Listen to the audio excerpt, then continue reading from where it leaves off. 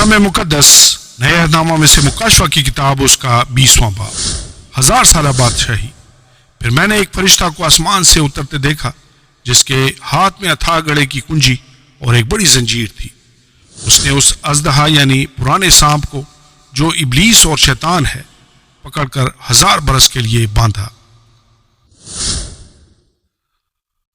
اور اسے اتھا گڑھے میں ڈال کر بند کر دیا اور اس پر مہر کر دی تاکہ وہ 1000 برس کے پورے ہونے تک قوموں کو پھر گمراہ نہ کرے۔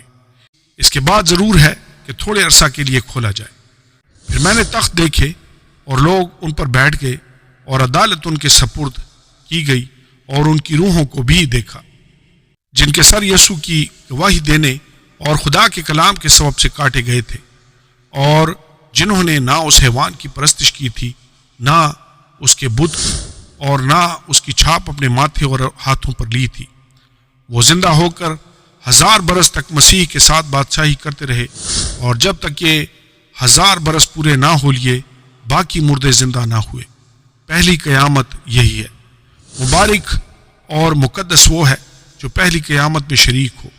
ایسوں پر دوسری موت کا کچھ اختیار نہیں، بلکہ وہ خدا اور مسیح کے کاہن ہوں گے اور اس کے ساتھ 1000 برس تک بادشاہی کریں گے۔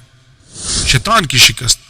اور جب 1000 برس پورے ہو چکیں گے تو شیطان قید سے چھوڑ دیا جائے گا، اور ان قوموں کو جو زمین کی چاروں طرف ہوں گی یعنی جوج و ماجوج کو گمراہ کر کے لڑائی کے لیے جمع کرنے کو نکلے گا۔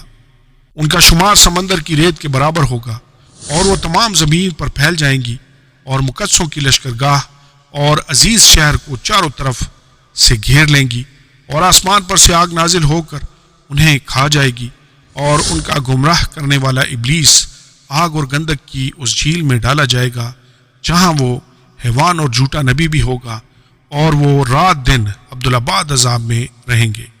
آخری عدالت۔